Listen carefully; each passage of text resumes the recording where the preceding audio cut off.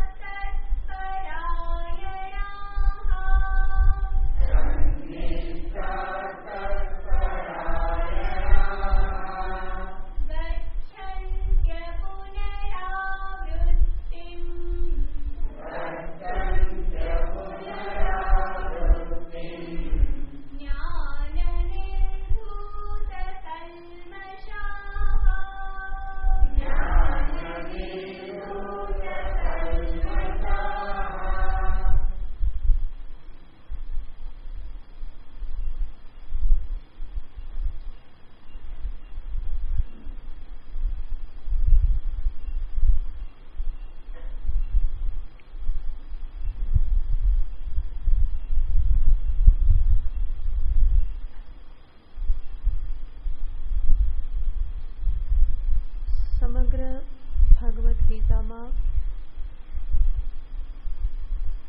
બે પ્રકારના ધર્મની વાત કરવામાં આવેલી છે.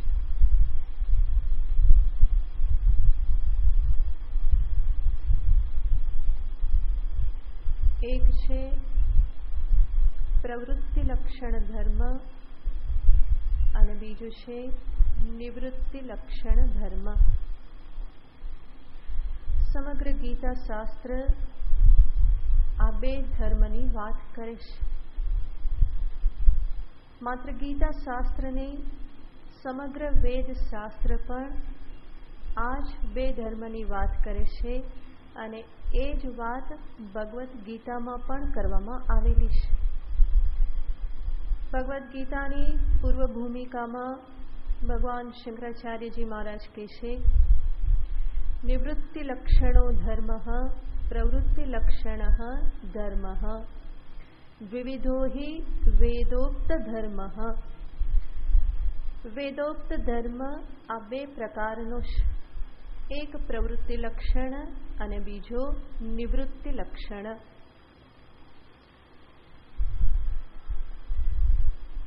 અને આ બંને પ્રકારના ધર્મ જે દર્શાવવામાં આવે છે એ જીવન જીવવાની પ્રણાલી છે. મનુષ્ય આ બેમાંથી કોઈ પણ માર્ગનું ચયન કરી શકે, પસંદગી કરી શકે, પરંતુ સાથે સાથે કહેવામાં આવેલું છે કે એક જ મનુષ્યના જીવનમાં આ બંને બાબતો ક્રમશઃ પ્રાપ્ત થાય છે. પ્રથમ પ્રવૃત્તિ અને પછી નિવૃત્તિ. પ્રથમ પ્રવૃત્તિનો અર્થ છે જીવનમાં કર્મને પ્રાધાન્ય આપી અને એ પ્રકારની જીવન પદ્ધતિ અપનાવવી. જીવમાં મૂળભૂત રીતે કર્તૃત્વ રહેલું છે, કર્તૃત્વના સંસ્કારો છે, તદ અભિમાનથી એ પહેલેથી જ ગ્રસ્ત છે. તો કર્મ એના જીવનનું એક અવિભાજ્ય અંગ છે. તો એવા કર્મને સામે રાખી અને વૈદિક ધર્મ આ પ્રવૃત્તિનો ઉપદેશ આપે છે કે જ્યાં એને આશ્રમ અને એના વર્ણને અનુરૂપ અનેક પ્રકારના કર્મો કહેવામાં આવે છે, વિધાન કરવામાં આવે છે કે એક બ્રહ્મચારી તરીકે આવા કર્મ કરવા જોઈએ, ગૃહસ્થ તરીકે આ કર્મ કરો, અથવા તો બ્રાહ્મણ તરીકે, ક્ષત્રિય તરીકે આ બધા કર્મ તારે કરવા જોઈએ. તો વૈદિક ધર્મ આપણને આ કર્મનો ઉપદેશ આપે છે વર્ણ અને આશ્રમ વ્યવસ્થાને અનુરૂપ.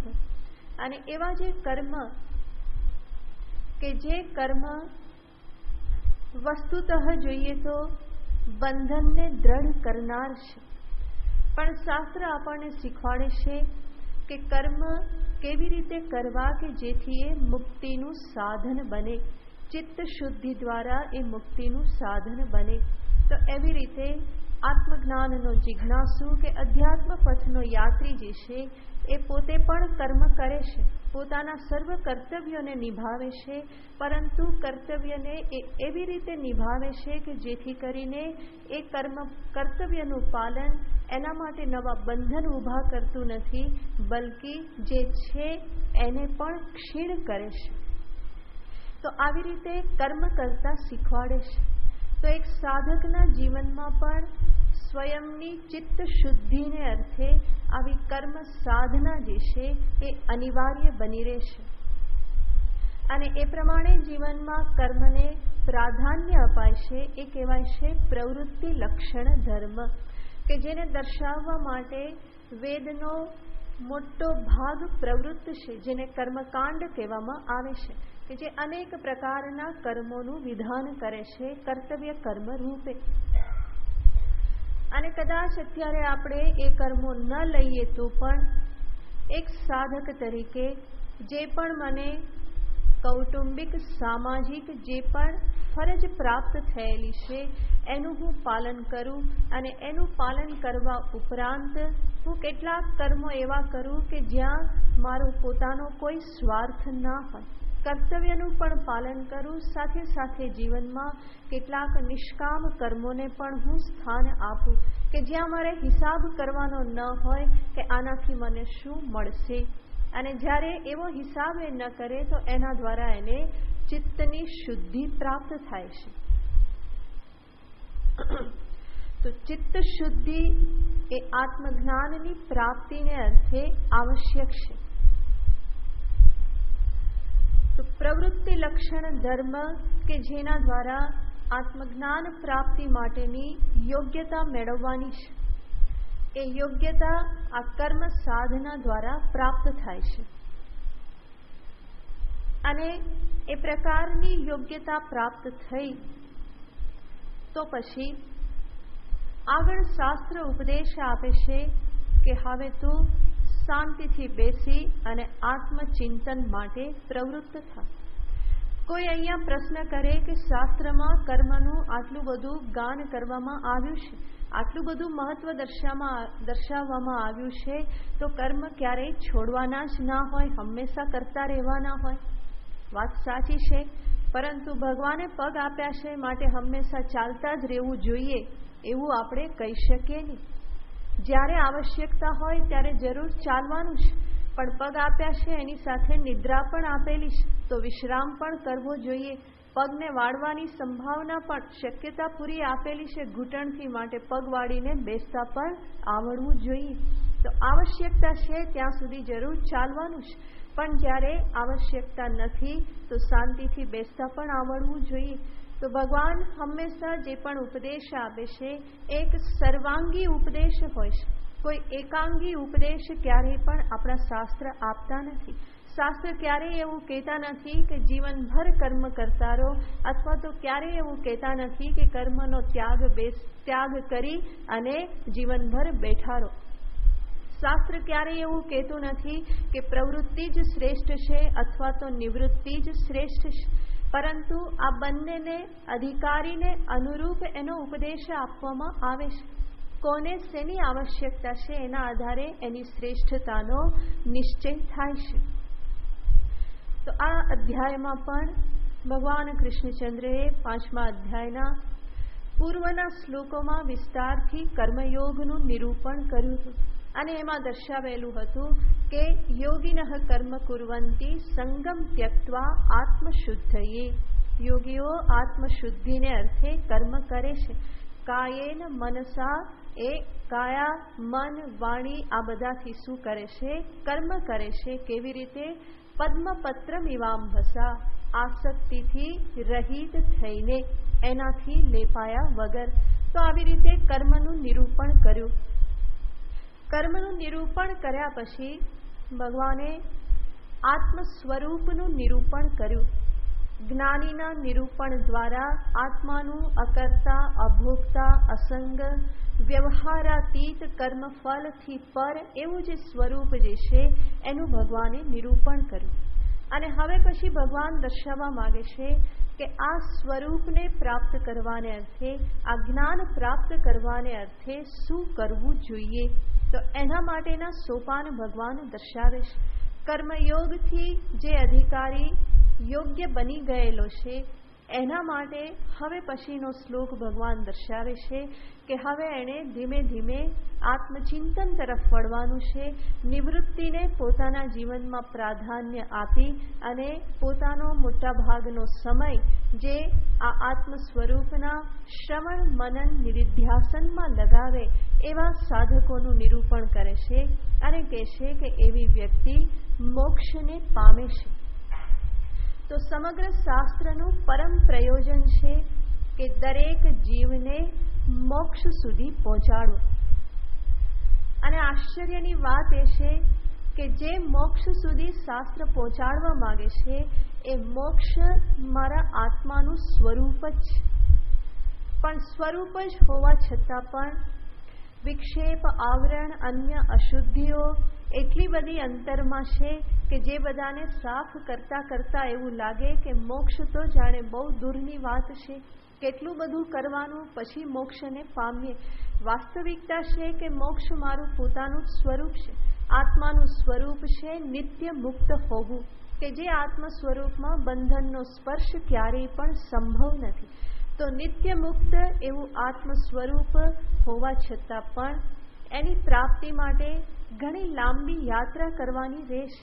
અને એ યાત્રા એટલા માટે આવશ્યક છે કે જે અંતઃકરણ દ્વારા એ મોક્ષ સ્વરૂપને સમજવાનું છે એ અંતઃકરણમાં એટલી તૈયારી નથી.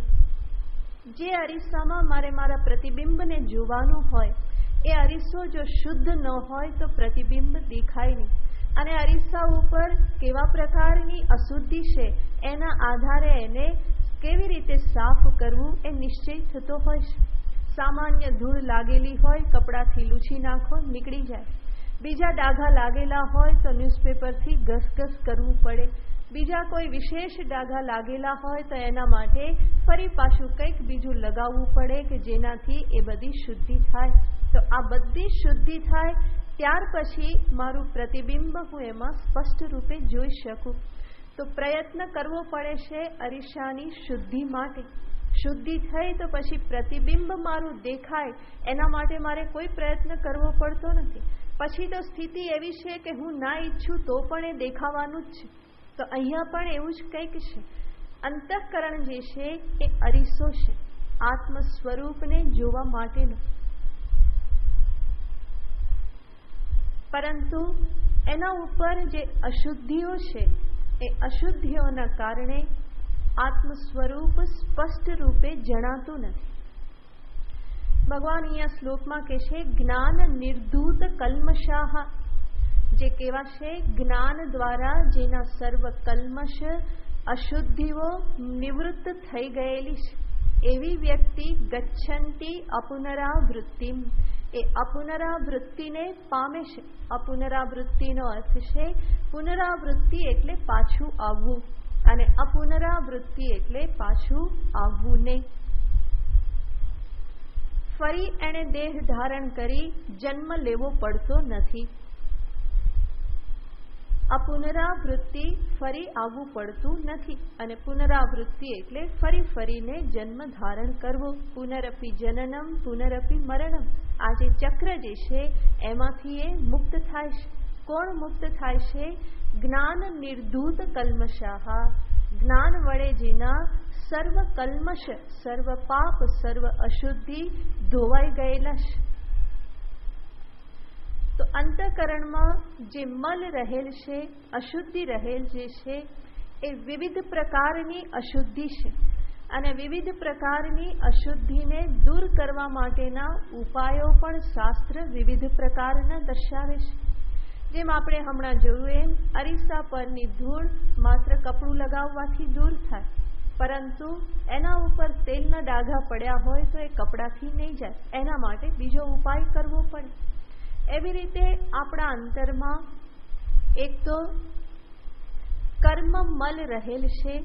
પાપ જે પણ આદિ જે છે એ કર્મ મલ છે. અને કર્મ મલને વિશેષ સાદી રીતે જોઈએ તો વ્યવહારની જે કંઈ પણ અશુદ્ધિ છે એને કહેવાય છે કર્મ મલ. અને વ્યવહારની અશુદ્ધિ એટલે કે જે વ્યવહારમાં સ્વાર્થ રહેલો છે, જે માત્ર અહમ કેન્દ્રિત થઈને થાય છે, જેમાં અધર્મ રહેલો છે, અસત્ય, હિંસા, અનધિકારનું પ્રાપ્ત કરવા માટેની પ્રવૃત્તિ, ટૂંકો રસ્તો શોર્ટકટ શોધવાની વૃત્તિ, કામચોરી, આ બધા વ્યવહાર મલ, કર્મ મલ કહેવામાં આવે છે, જે એક પ્રકારે વ્યવહારની અશુદ્ધિ છે.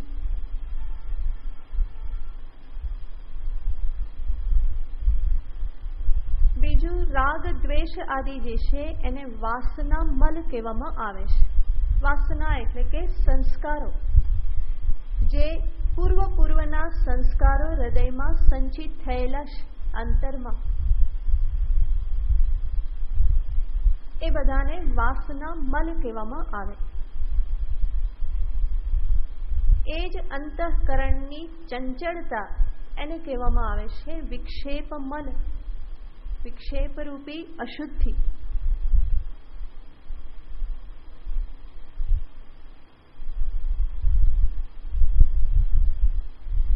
અને એ જ અંતઃકરણમાં જ્યારે બ્રહ્મ સ્વરૂપ ન જણાય તો એ છે અજ્ઞાનરૂપી અશુદ્ધિ મલ. માત્ર બ્રહ્મ સ્વરૂપ ન જણાવવું, અહમ બ્રહ્મ ન જાનામી, બ્રહ્મને હું નથી જાણતો, મારા બ્રહ્મ સ્વરૂપને ન જાણવું, એ જ અજ્ઞાન કહેવાશે, સ્વરૂપ અજ્ઞાન. માત્ર એટલું જ નહીં, અજ્ઞાન છે, સ્વરૂપને નથી જાણતો, અને વધારામાં શું છે, જે સ્વરૂપ નથી એને સ્વરૂપ માની લઉં છું. તો આવો આજે બુદ્ધિનો ભ્રમ જે છે એ પણ એક પ્રકારે મલ છે.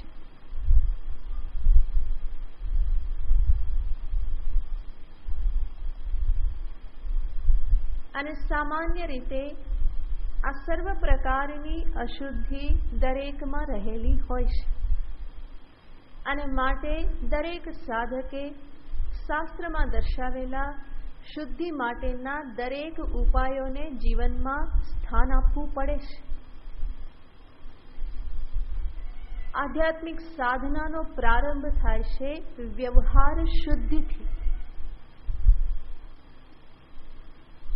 જેનું બાહ્ય જીવન, વ્યાવહારિક જીવન જેનું વ્યવસ્થિત ન થયું, શુદ્ધ ન થયું, એ આંતર શુદ્ધિ સુધી પહોંચી શકતો નથી.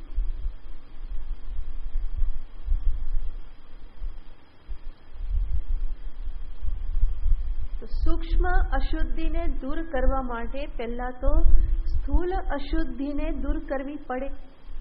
જેમ આપણે ઘર સાફ કરીએ તો પણ પહેલા મોટો મોટો કચરો બધો લઈ લઈએ અને પછી બીજું કપડું લઈ, ભીનું કપડું લઈ અને ફર્નિચરને બધું સાફ કરીએ. પહેલા એ સાફ કરવા જઈએ ને પછી કચરો વાળીએ તો પહેલાની સફાઈ કંઈ રહેવાની નથી, ફરી પાછું હતું એનું એ થઈ જાય. તો જેવી રીતે જગતમાં, વ્યવહારમાં, એવી જ રીતે આ અધ્યાત્મ જીવનમાં પણ શુદ્ધિનો પ્રારંભ વ્યવહારથી કરવાનો રહેશે. તો સર્વપ્રથમ વ્યાવહારિક શુદ્ધિ. વ્યાવહારિક શુદ્ધિમાં પણ વાણીની શુદ્ધિ, શરીર દ્વારા થતી ચેષ્ટાઓમાં શુદ્ધિ, આ બધી શુદ્ધિઓનો સમાવેશ થાય છે. ધન ઉપાર્જનમાં શુદ્ધિ એ પણ વ્યાવહારિક શુદ્ધિ છે.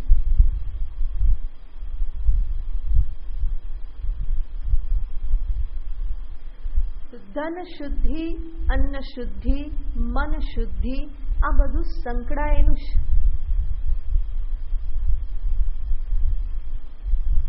કોઈ વ્યક્તિ વિચારે કે ધન ગમે તે માર્ગે કમાઈ લઉં, જ્યારે ઈચ્છા થાય ત્યારે હું ગમે તે ખાઈ લઉં અને મારું મન શાંતિ પામે, તો આ ભ્રમણા માત્ર છે, આ સ્વપ્ન માત્ર છે, જે ક્યારેય પણ સિદ્ધ થાય નહીં. કારણ કે ધન, અન્ન, મન આ બધાનો સીધે સીધો સંબંધ છે. તો વ્યાવહારિક શુદ્ધિ સર્વપ્રથમ સોપાન છે. અને વ્યાવહારિક શુદ્ધિ થઈ તો પછી રાગ દ્વેષની શુદ્ધિને અર્થે ધીમે ધીમે જીવનમાં નિષ્કામ કર્મને પ્રાધાન્ય આપો.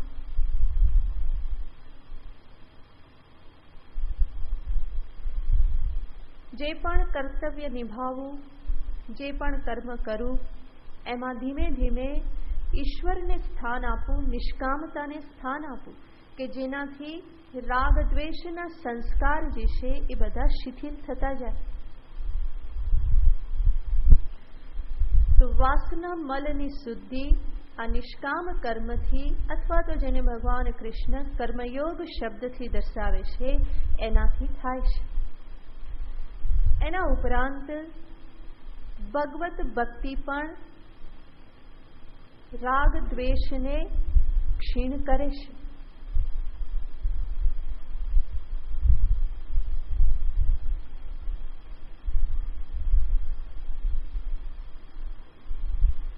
જગતના રાગમાંથી છૂટવા માટે ઈશ્વરમાં રાગ કરવામાં આવે.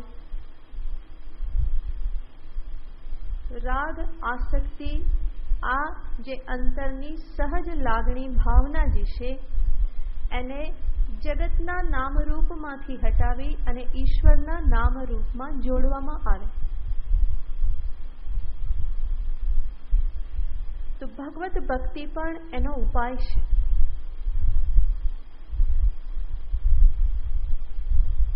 ભગવાનને પ્રેમ કરવો, ભગવાનની સાથે વાતો કરવી, ભગવાનની સેવા પૂજા કરવી, દેવ દર્શને જવું, આ બધા એના અંગો છે. એનાથી આગળ મનની ચંચળતા રૂપી જે અશુદ્ધિ જે છે એ અશુદ્ધિના નિવારણને અર્થે શાસ્ત્ર ઉપાસના રૂપી ઉપાય દર્શાવે છે. અને એ ઉપાસનાનો અર્થ થાય છે ઉપાસ્યમાં, ધ્યેયમાં ચિત્તને એકાગ્ર કરવા માટેનો પ્રયત્ન, જેમાં નામ જપ, મંત્ર જપ, સગુણ ઈશ્વરનું ધ્યાન, માનસ પૂજા, આ બધા ઉપાસનાના વિભિન્ન અંગો છે. અને એના દ્વારા ચિત્તની ચંચલતા રૂપી જે અશુદ્ધિ જે છે એ ધીમે ધીમે નિવૃત્ત થાય છે.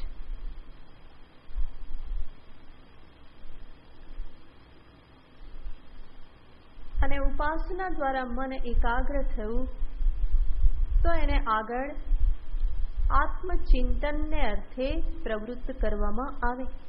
અને આત્મચિંતનમાં પ્રવૃત્ત થતા અજ્ઞાન રૂપી અશુદ્ધિનું પણ નિવારણ થાય છે. અજ્ઞાન રૂપી અશુદ્ધિનું નિવારણ કરવાને અર્થે જે માર્ગ કહેવાય છે એ છે નિવૃત્તિ માર્ગ અથવા તો વિચાર માર્ગ અથવા વેદાંતનો માર્ગ.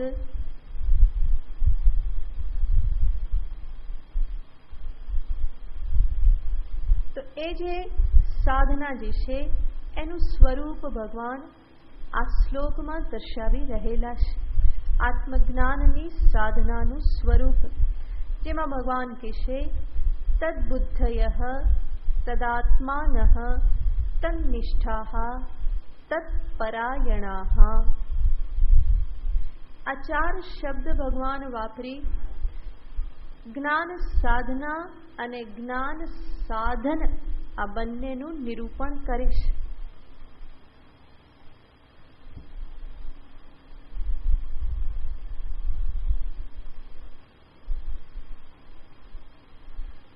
સર્વપ્રથમ આપણે જોયું કે અજ્ઞાનની નિવૃત્તિ કરવાની છે. અજ્ઞાનની નિવૃત્તિ કેવી રીતે થાય? તો કે જ્ઞાન દ્વારા. ભગવાન એના માટે અહીંયા શબ્દ વાપરે છે તત્બુદ્ધયઃ.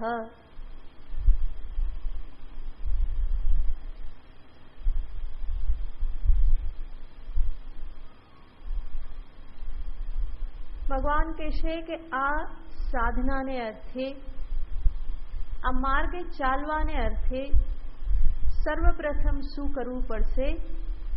બુદ્ધિનો ઉપયોગ કરવો પડશે.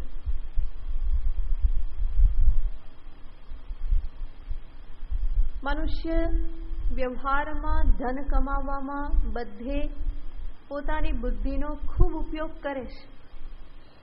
પણ જ્યારે અધ્યાત્મ પથે આવે ત્યારે ત્યાં એ આળસુ બની જાય છે અને ત્યાં એ કે ગુરુજી તમે જ કરી દો ને જે કરવાનું હોય.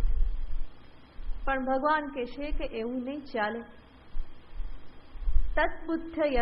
તદ્બુદ્ધયઃ નો અર્થ છે બુદ્ધિ હંમેશા નિશ્ચય કરવાનું કાર્ય કરે છે.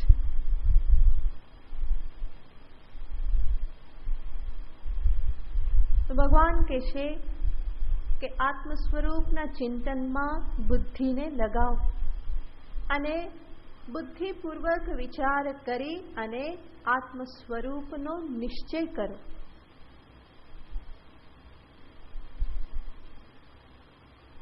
તો બુદ્ધિ લગાવ્યા વગર, વિચાર કર્યા વગર આરો નથી. ભગવાન કૃષ્ણ પણ આગળ કહેશે, મય્યેવ મન આધત્સ્વ મયી બુદ્ધિમ નિવેશય.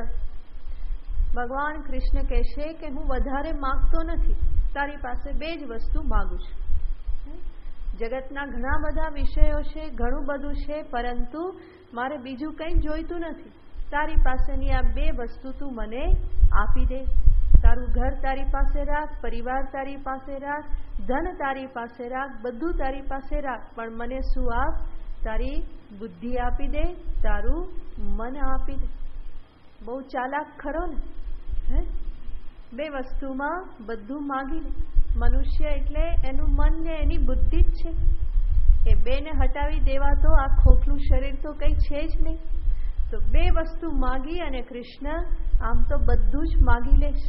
મય્યેવ મન આધત્સ્વ મયી બુદ્ધિમ નિવેશય. મારામાં તારા મનને તું મૂક, મારામાં તારી બુદ્ધિને લગાવ. તો આ જે વિચાર માર્ગ જે છે, વિચાર માર્ગ શબ્દ જ દર્શાવે છે કે ત્યાં પ્રાધાન્ય શેનું છે? વિચારનું જ. અને વિચાર હંમેશા શેનાથી થાય? બુદ્ધિથી જ થાય. તો ભગવાન સર્વપ્રથમ શબ્દ વાપરે છે, તત્બુદ્ધયઃ અપુનરાવૃત્તિમ ગચ્છન્તિ. મોક્ષને કોણ પામશે? તત્બુદ્ધયઃ, જેણે તેનામાં પોતાની બુદ્ધિને લગાવી. તેનામાં એટલે તે પરમાત્મા કે જે મારું પોતાનું જ આત્મ સ્વરૂપ છે, એમાં જેણે પોતાની બુદ્ધિને લગાવી. જેવી રીતે વ્યાપારી પોતાના વ્યાપારમાં બુદ્ધિને લગાવે, વિદ્યાર્થી પોતાના વિદ્યા અર્જનમાં પોતાની બુદ્ધિને લગાવે, કોઈ કામી પુરુષ સ્ત્રીને પ્રાપ્ત કરવામાં પોતાની બુદ્ધિ લગાવે, એવી રીતે તું તારી બુદ્ધિ શેમાં લગાવ? પરમાત્મા સ્વરૂપ કે આત્મ સ્વરૂપનો નિશ્ચય કરવામાં તારી બુદ્ધિને લગાવ. કારણ કે બુદ્ધિને લગાવવી એનો અર્થ શું? નિશ્ચય કરવો. બુદ્ધિનો ઉપયોગ હંમેશા નિશ્ચય કરવા માટે જ.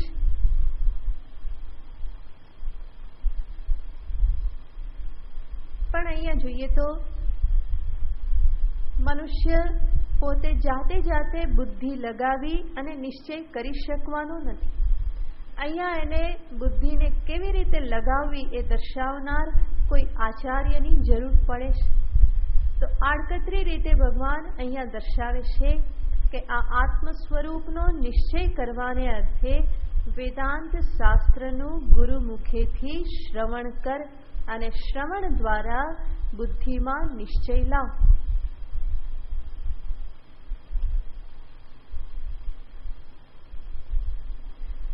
તત્બુદ્ધયઃ કેવી રીતે બનાય? શ્રવણેન તત્બુદ્ધયઃ ભવંતિ.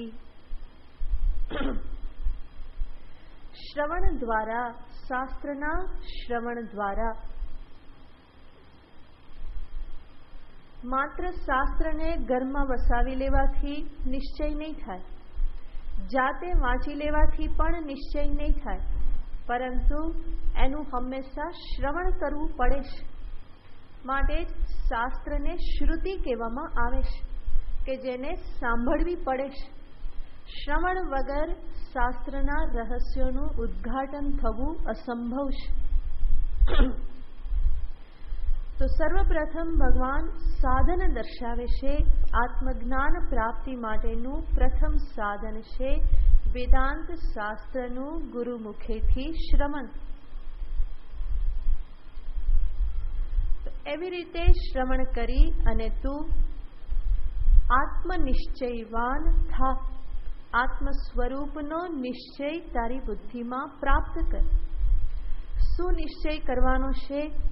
હું આ દેહ, ઇન્દ્રિય, પ્રાણ, મન, બુદ્ધિ નથી, પરંતુ આ સર્વથી અસંગ, કૂટસ્થ, એનો સાક્ષી દ્રષ્ટા માત્ર છું.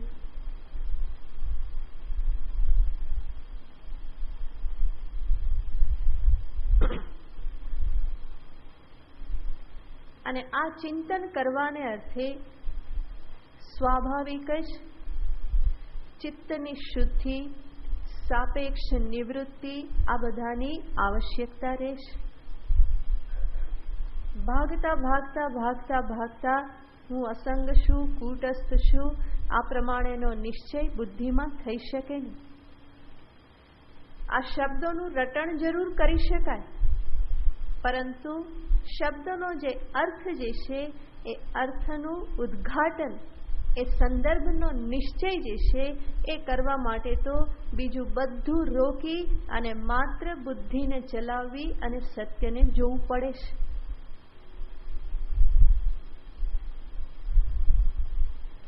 અને આ રીતે હું બધું છોડી શાંતિથી બેસી શકું એટલા માટે જ આની પૂર્વે વેદાંત શાસ્ત્રમાં સાધન ચતુષ્ટય એટલે કે વિવેક, વૈરાગ્ય, શમ, દમ આદિ ગુણોનું નિરૂપણ છે.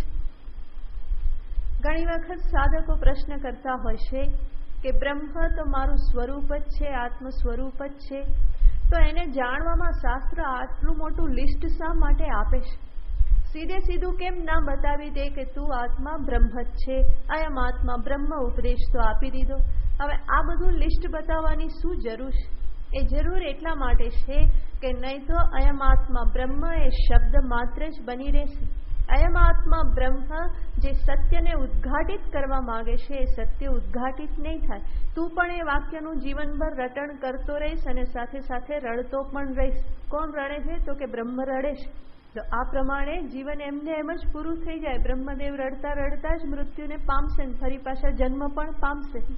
તો અપુનરાવૃત્તિ પ્રાપ્ત થવાની નથી. તો માત્ર શબ્દને ગોખી લેવા કે બોલી નાખવા એને આત્મજ્ઞાન કહેવામાં આવતું નથી.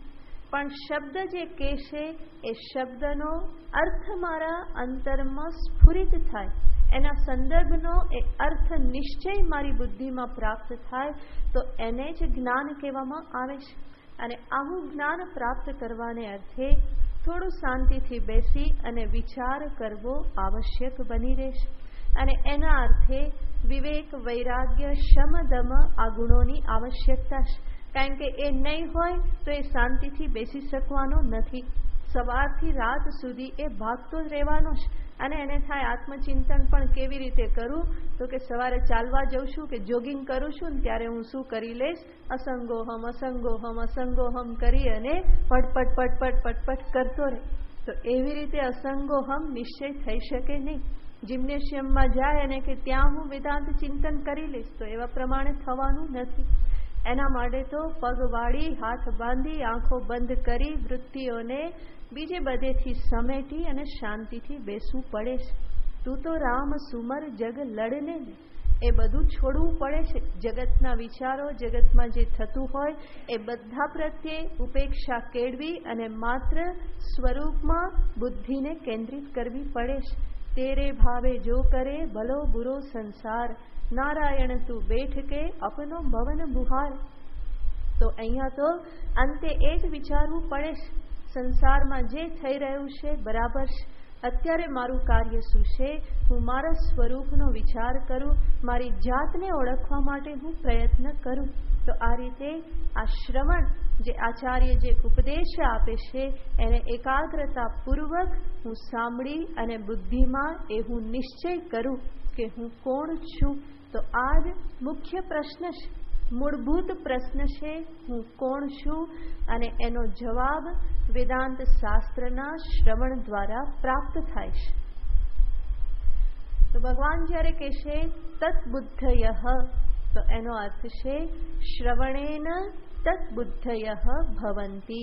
વેદાંત શાસ્ત્રના શ્રવણથી એ આત્મ સ્વરૂપનો નિશ્ચય કરનારા થાય છે.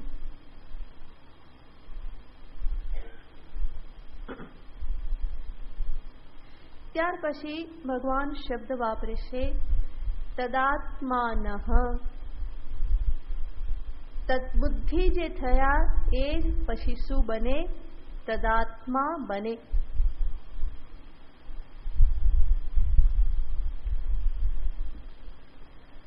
અહીંયા પણ વિચાર કરીએ તો આત્મજ્ઞાનની જે સાધના દર્શાવી ત્યાં પણ અજ્ઞાન નિવૃત્ત થયા પછી પણ બીજું કંઈક બાકી રહી જાય છે. જ્યારે શાસ્ત્રનું શ્રવણ કરું આચાર્ય મુખેથી, મારી બુદ્ધિમાં નિશ્ચય પણ થાય કે બરાબર હું આ દેહ હોઈ શકું નહીં, કારણ કે દેહ વિનાશી છે, દ્રશ્ય છે. હું દેહથી ભિન્ન વિલક્ષણ એવો અસંગ ચૈતન્ય સાક્ષી સ્વરૂપ માત્ર છું. આ નિશ્ચય તો થાય છે, છતાં પણ એ નિશ્ચય જેવો દ્રઢ થવો જોઈએ એવો થતો નથી. ફરી ફરીને એમાં સંશય પ્રાપ્ત થતો જાય છે. તો જે દ્રઢ અજ્ઞાન હતું એ અજ્ઞાન દૂર તો થયું છે. હું સંપૂર્ણ જાણતો નહોતો કે હું કોણ છું, અથવા તો સંપૂર્ણ વિપરીત દશા હતી, હું દેહને જ અહમ તરીકે જાણતો હતો. તો એ બધાની નિવૃત્તિ તો આચાર્ય પાસેથી શાસ્ત્રનું શ્રવણ કરવાથી થાય છે. પણ શ્રવણ કર્યા પછી પણ બુદ્ધિ રાણીની હંમેશા આ પ્રકૃતિ છે કે સંશયો કરવા. તો બુદ્ધિમાં ફરી કંઈક ને કંઈક સંશય ઉત્પન્ન થયા કરે છે. આ સંશય પણ એક પ્રકારની અશુદ્ધિ છે.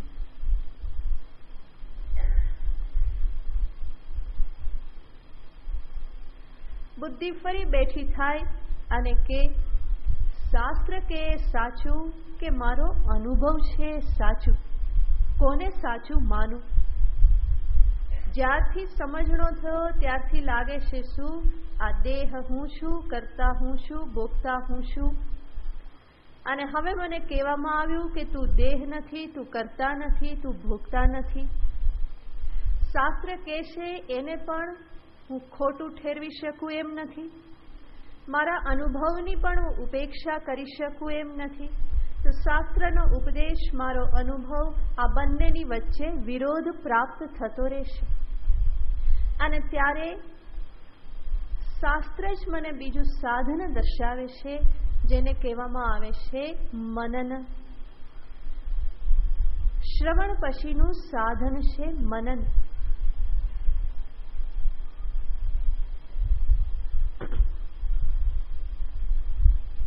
તો ભગવાન અહીંયા જે દર્શાવે છે એને આપણે આ રીતે જોઈ શકીએ કે જે તદ્બુદ્ધિ થયા હતા, તદ્બુદ્ધયઃ મનનેન તદાત્માનઃ ભવન્તિ. તદ્બુદ્ધયઃ તદાત્માનઃ. તો એ તદાત્મા કેવી રીતે થાય? તો કે મનનેન તદાત્મા ભવન્તિ.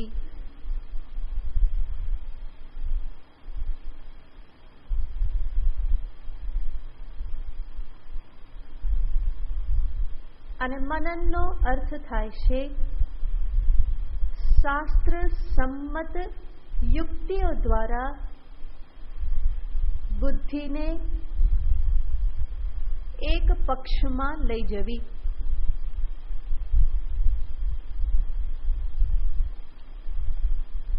બુદ્ધિમાં જ્યારે સંશય થાય, અને સંશયનો અર્થ છે કે જેમાં બે પક્ષ હોય. ઉભય કોટિકઃ સંશયઃ. સંશય એટલે જેમાં બે પક્ષ હોય, કરું કે ન કરું, જવું કે ના જવું, આ સાચું કે પેલું સાચું, આ રજ્જુ છે કે સર્પ છે. તો આને શું કહેવાય? સંશય કહેવાય. હું કરતા કે હું અકર્તા, હું ભોગતા કે હું અભોગતા, હું દેહ કે પછી હું દેહનો દ્રષ્ટા. તો આવા પ્રકારના બે પક્ષ જેમાં હંમેશા હોય અને એની વચ્ચે મારી બુદ્ધિ ડોલમડોલ થતી હોય તો એને શું કહેવાય? સંશય કહેવાય. અને આવી અવસ્થામાં બુદ્ધિ બેમાંથી એક તરફ થઈ જાય એ ક્યારે સંભવ બને? તો કે એના માટે બુદ્ધિને કારણો આપવા પડે, યુક્તિઓ આપવી પડી. તો વિભિન્ન પ્રકારના તર્ક, યુક્તિઓ, દ્રષ્ટાંતોનો આધાર લઈ અને બુદ્ધિને દર્શાવવું પડે કે જો આ સત્ય છે. સર્વપ્રથમ અહીંયા બુદ્ધિને દર્શાવવું પડે, એને કહેવું પડે કે જો બુદ્ધિ દેવી, પહેલા તો એ નિશ્ચય કરતા શીખો કે જેટલું અનુભવમાં આવે એટલું સાચું હોતું નથી. હંમેશા થતો અનુભવ સત્ય જ હોય એવો કોઈ નિયમ નથી. તો સર્વપ્રથમ બુદ્ધિને આ દર્શાવવું પડે છે અને એના માટેના દ્રષ્ટાંતો એને આપી અને નિશ્ચય કરાવવો પડે છે. મને અનુભવ થાય છે કે પૃથ્વી સપાટ છે, પણ છતાં સત્ય શું છે? પૃથ્વી કેવી છે? ગોળ છે. પણ અનુભવ તો સપાટ છે એવો થાય છે. તો અનુભવ થતો હોવા છતાં પણ એ સત્ય નથી. મને અનુભવ થાય છે કે પૃથ્વી સ્થિર છે, પણ હકીકત શું છે? પૃથ્વી તો સતત ગતિ કરી રહેલી છે. તો આવા બધા દ્રષ્ટાંતોથી હું બુદ્ધિને દર્શાવી શકું કે જુઓ દેવી, જે અનુભવ થાય એ બધું સાચું હોતું નથી. આ નવરાત્રી ચાલે છે ને એટલે દેવી યાદ આવે છે. તો જેટલું અનુભવમાં આવે એ બધું સાચું જ હોય એવું જરૂરી નથી, બલ્કિ મોટા ભાગના અનુભવોના સંદર્ભમાં વિચાર કરવામાં આવે, 2-3 સોપાન સ્ટેપ્સ આગળ જવામાં આવે તો એ બધું કેવું સિદ્ધ થાય છે? વિપરીત જ સિદ્ધ થાય છે. તો એવી રીતે દ્રષ્ટાંતો આપીને ફરી કહેવું પડે કે જ્યારે અનુભવ થાય છે કે હું દેહ છું તો એ પણ સત્ય નથી. હું મને કરતા ભોગતા અનુભવું છું, પણ એ વાસ્તવિકતા નથી. અને કઈ રીતે ફરી શાસ્ત્ર આધારિત યુક્તિઓને લઈ અને બુદ્ધિને એ તર્ક, યુક્તિ, દ્રષ્ટાંતો આપી અને નિશ્ચય કરાવવો પડે. અને આ બધું કાર્ય પણ શાંતિથી બેસીએ તો જ સંભવ બને. એટલા માટે જ કહેવામાં આવે કે આ સાધના એ નિવૃત્તિ ધર્મ પ્રાધાન્યની સાધના છે. જ્યાં સમય એવો કાઢવો પડે છે કે જ્યારે મારે બીજું કંઈ કરવાનું ના હોય, મારા મન બુદ્ધિ નિશ્ચિંત થઈ અને આ ચિંતનમાં લાગી શકે. તો આને કહેવાય છે મનન, કે જેના પરિણામે બુદ્ધિમાં જે નિશ્ચય કરેલો હતો શ્રવણ દ્વારા, એ નિશ્ચય હવે મને આત્મસાત થાય છે. સ્પષ્ટ રૂપે હવે હું અનુભવી જોઈ શકું છું કે મને જે અનુભવાય છે એ ખોટું છે.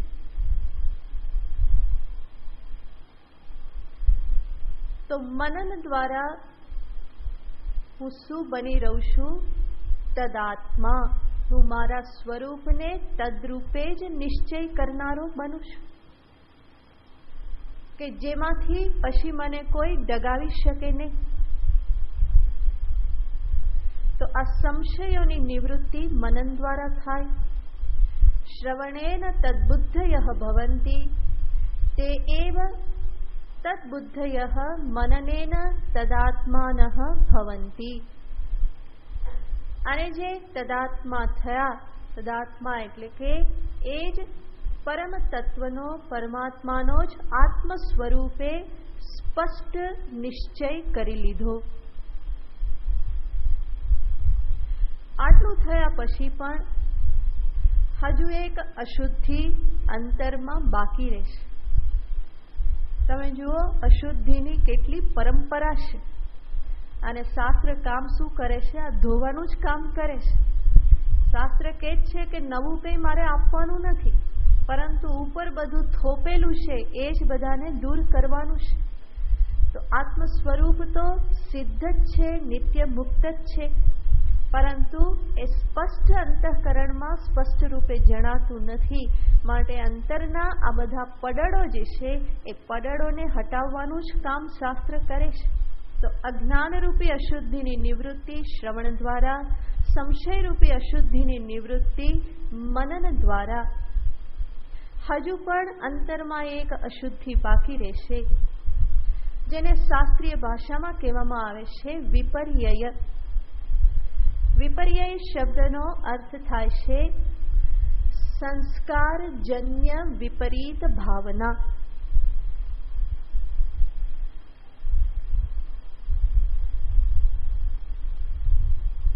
એટલે કે આ સ્થિતિ સુધી પહોંચ્યા પછી પણ સાધકની દશા એવી હોય છે કે એ જાણે છે પોતાનું સ્વરૂપ શું છે. એ બાબતમાં એને કોઈ પણ પ્રકારનો સંશય રહ્યો નથી, છતાં પૂર્વના સંસ્કારોના કારણે જાણવા છતાં પણ વારંવાર દેહમાં આત્મબુદ્ધિ બની જાય છે.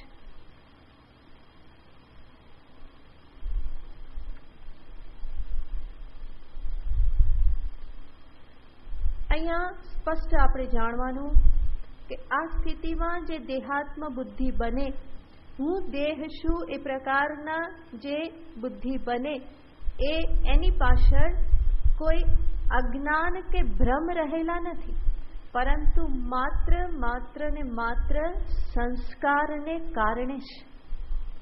સંસ્કારના કારણે એની અનુવૃત્તિ થયા કરે છે. પરંતુ આ દશામાં પણ જ્ઞાન કરતા સંસ્કારોનું જોર વધેલું હોય છે. જ્ઞાન હજુ એટલું દ્રઢ થયું નથી અને એટલા માટે સંસ્કારોનું જોર વિશેષ છે, જે જાણવા છતાં પણ વારંવાર આ પ્રમાણે બુદ્ધિ બનાવી દેશે. એટલે જ વિપરીત ભાવના. વિપરીત એટલે કે જે સત્યને હું જાણું છું એનાથી કંઈક વિપરીત ભાવના બનતી રહેશે. હું જાણું છું કે હું દેહ નથી અને છતાં પણ વિપરીત એવી બુદ્ધિ અહમ દેહ એ બનતી રહેશે. હું સમજી ચૂક્યો કે હું કરતા નથી અને છતાં પણ વારંવાર કઈ બુદ્ધિ બની જાય છે અહમ કરતા. તો આ સંસ્કારની અનુવૃત્તિ થયા કરે છે, વારંવાર એ પ્રમાણે બુદ્ધિ બનતી રહેશે. તો એની નિવૃત્તિને અર્થે શાસ્ત્રમાં સાધન દર્શાવવામાં આવે છે નિદિધ્યાસનમ. શ્રવણ, મનન અને નિદિધ્યાસન સંસ્કાર બલને શિથિલ કરવા માટેનું આ સાધન છે.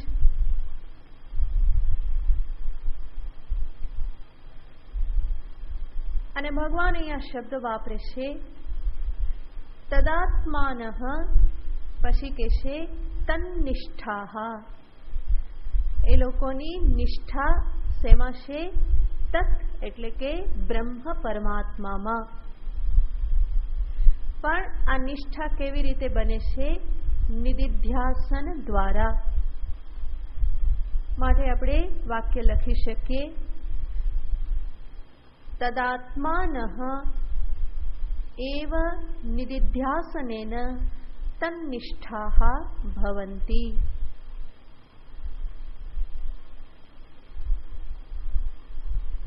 તન્નિષ્ઠા, નિષ્ઠા શબ્દનો અર્થ થાય છે નિતરામ સ્થિતિ. એમાં જ સ્થિતિ, નિતરામ સંપૂર્ણ સ્થિતિ એને કહેવાય નિષ્ઠા.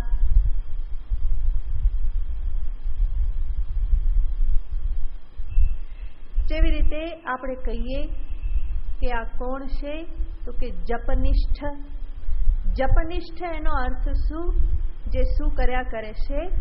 સતત નિરંતર જપ કર્યા કરે છે. જપનિષ્ઠ, તપોનિષ્ઠ, સેવાનિષ્ઠ, ભક્તિનિષ્ઠ. આ નિષ્ઠ શબ્દ દર્શાવે છે એમાં એની સ્થિતિ. તો નિતરામ સ્થિતિ. આગળ જે કહેવામાં આવ્યું તદાત્માનઃ, મનન દ્વારા સંશય નિવૃત્ત થયેલ છે, છતાં પણ આ વિપરીત ભાવનાથી વારંવાર આ પ્રમાણે બુદ્ધિ બની જાય છે, તો ત્યાં આ સાધક શું બની રહેશે? તન્નિષ્ઠાઃ, એમાં નિષ્ઠાવાળા બની રહે, એટલે કે એ સતત શું પ્રયત્ન કરે છે? આ સંસ્કારને દૂર કરવા માટે ફરી ફરીને આત્મબુદ્ધિ બ્રહ્મ બુદ્ધિને બનાવતો રહેશે. જેટલી વખત બુદ્ધિ બને અહમ દેહ, તરત જ એ શું કરે? માથું ધૂણાવીને કે ના, કે હું કોણ છું? નાહમ દેહ, અહમ દેહસ્ય દ્રષ્ટા, અહમ બ્રહ્મૈવ. ફરી પાછી એ બુદ્ધિ બની જાય, ફરી પાછું બુદ્ધિને ચલાવે, હલાવી નાખે માથું કે નહીં, એ પ્રમાણે નહીં. તો આ વારંવાર કરવું પડે છે. તો એને કહેવાય છે એમાં નિષ્ઠા. એનો પ્રયત્ન શેના માટે છે? એના માટે જ પ્રયત્ન છે. જેમ કોઈ ધન કમાવામાં નિષ્ઠ છે, એનો અર્થ શું? એ શું કરી રહેલો છે? રાત દિવસ શેના વિચારો ચાલે છે? ધન કમાવા માટેના. એના માટે જ પ્રયત્ન કરે, કેવી રીતે વધે, ક્યાંથી મળે, ક્યાંથી બમણા થાય, આ વિચારો એ સતત કરતો રહે. દિવસ દરમિયાન પણ પ્રયત્ન કરે, રાત્રે સૂવે ત્યારે પણ એ જ વિચાર કરીને સૂવે કે આવતીકાલે હવે શું શું કરવાનું છે, કેટલાને ફોન કરવાના છે, કેટલાને મળવાનું છે, કેટલા લેવાના છે, બાકી છે. આ બધો રાત્રે પ્લાન થઈ જાય. અને સ્વપ્ન આવે તો પણ કેના આવે? એના જ સ્વપ્ન આવે. અને સવારે ઉઠતાની સાથે ફોન ચાલુ થાય, આજે આપવાના છે, લેવાના છે, દેવાના છે, આ બધું જ ચાલુ રહે. તો રાત દિવસ આ જ થયા કરે. એને શું કહેવાય? તન્નિષ્ઠ, ધનનિષ્ઠ. એ ધન પ્રાપ્તિને માટે કેવો છે? નિષ્ઠાવાન છે. એ પોતાનો સમય, શક્તિ, સામર્થ્ય આ બધું શેમાં ખર્ચી રહેલો છે? ધન પ્રાપ્તિને અર્થે. એને બુદ્ધિ ક્યાં લગાવેલી છે? ધન પ્રાપ્તિમાં. એના મનન જે થઈ રહેલા છે, અહીંથી મળું અહીં કરું તો થશે, કે અહીંયા મળું તો આટલા થશે, આ બધા સંશયોની નિવૃત્તિ માટે પણ એ જ પ્રયત્ન કરી રહેલો છે. બુદ્ધિને બતાવી રહેલો છે, પેલા આમ થયું હતું, આમ મળવાથી આમ થયું હતું, આ બધું કરી કરી અને એ સંશય નિવૃત્ત કરી નાખે. તો એવી રીતે જોઈએ તો ધનનિષ્ઠ જે છે એ સર્વ રીતે એનામય છે. એવી રીતે આ સાધકો પણ તન્નિષ્ઠા ભવંતી નિરિધ્યાસનેન. તો નિરિધ્યાસન કરે છે, વારંવાર એના માટેનો જ પ્રયત્ન છે, રાત દિવસ એના માટેનો જ પ્રયત્ન છે. જાગત રામ હિ સોવત રામ હિ, સપને મેં દેખું રાજા રામ હિ. તો રામમાં નિષ્ઠા છે, માટે કે છે જાગું તોય રામ, અને સૂ તોય રામ, અને સપનામાં કોણ દેખાય છે? રામ જ દેખાય છે. તો એવી નિરિધ્યાસન દ્વારા આ નિષ્ઠા પ્રાપ્ત થાય છે. તો શરૂઆતમાં પ્રયત્ન છે, જેમ જેમ અનાત્મ બુદ્ધિ બને એમ એમ એને દૂર કરતા જવાનું. એની જગ્યાએ આત્મબુદ્ધિ દેહે હમ મતિ રુજ્યતામ. સાધન પંચકમમાં શંકરાચાર્યજી કહેશે અહમ દેહ, એવી જે મતિ બનતી જાય એને દૂર કરતા જાઓ. એની જગ્યાએ અહમ બ્રહ્મ, અસંગોહમ, શુદ્ધોહમ, અકર્તાહમ, અભોક્તાહમ, આ પ્રમાણેની બુદ્ધિનું આવર્તન કરતા રહેવાનું. અર્થ સહિત, માત્ર જપ નથી કરવાના. નહીં તો નિરિધ્યાસન પણ શું બની જાય? જપ બની જાય. કે 5 મિનિટ બેસી લીધું અને શું કરી લીધું? આંખો બંધ કરી અને બોલી લીધું કે હું કોણ છું? અસંગોહમ, અવસ્થાત્રય સાક્ષી અહમ, શરીરત્રય વિલક્ષણોહમ, શુદ્ધોહમ, બુદ્ધોહમ, મુક્તોહમ. પાછા ગાવા પણ માંડે તો ખબર નહીં. તો આવી રીતે નિરિધ્યાસનને, નિરિધ્યાસનનો અર્થ છે જે પ્રમાણે શબ્દનું ઉચ્ચારણ થાય એને અનુરૂપ અંતઃકરણમાં તદાકાર વૃત્તિ ઉત્પન્ન થવી જોઈએ. માત્ર મોઢેથી રટણ નહીં, પરંતુ નિરિધ્યાસન જે છે એ વૃત્તિનો પ્રવાહ જે છે એને જ બદલવા માટેની સાધના છે. માત્ર પોપટિયું રટણ કરવા માટેની સાધના નથી. તો જેમ હું ઉચ્ચારણ કરું, અસંગોહમ ઉચ્ચારણ થાય તો તરત જ એને અંતરમાં અસંગાકાર વૃત્તિ, દેહથી વિલક્ષણ એવી વૃત્તિ, તદાકાર વૃત્તિ ઉત્પન્ન થવી જોઈએ. શાંતોહમ, શુદ્ધોહમ, નિત્યોહમ, આ બધા શબ્દો જે છે એ અર્થ સહિત સ્ફુરિત થાય તો એને કહેવામાં આવે છે નિદિધ્યાસન. અને આવા નિદિધ્યાસન દ્વારા તદાત્માનઃ તન્નિષ્ઠાઃ ભવન્તિ.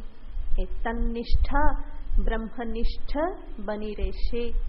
જે પણ જ્ઞાન હતું એ જ્ઞાન આત્મસાત થઈ જાય છે, અપરોક્ષ બની રહેશે, પોતાનું બની રહેશે. અને આવા તન્નિષ્ઠાઃ એવ તત્પરાયણાઃ ભવન્તિ.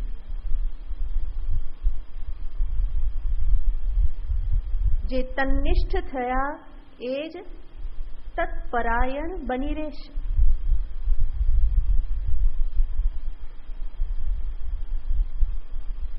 તો આ ચતુર્થ સોપાન છે. શ્રવણ, મનન, નિદિધ્યાસન દ્વારા અંતે જે તન્નિષ્ઠ થયા એ તત્પરાયણાઃ એટલે બ્રહ્મપરાયણા એવ. એટલે કે એ પછીની જે સ્થિતિ જે છે એ સહજ સ્થિતિ છે. નિદિધ્યાસન દ્વારા તન્નિષ્ઠ થયા ત્યાં સુધી પ્રયત્ન છે. અને હવે પછીની તત્પરાયણ જે અવસ્થા જે છે એ સહજ અવસ્થા છે કે જેને શાસ્ત્રની ભાષામાં જીવન મુક્તિ કહેવામાં આવે છે. જેના વિશે પછી જોઈશું. ઓમ પૂર્ણમદ પૂર્ણમિદં પૂર્ણાત પૂર્ણમુદચ્યતે પૂર્ણસ્ય પૂર્ણમાદાય પૂર્ણમેવાવશિષ્યતે. ઓમ શાંતિ શાંતિ શાંતિ. હરિ ઓમ શ્રી ગુરુભ્યો નમઃ. હરિ ઓમ.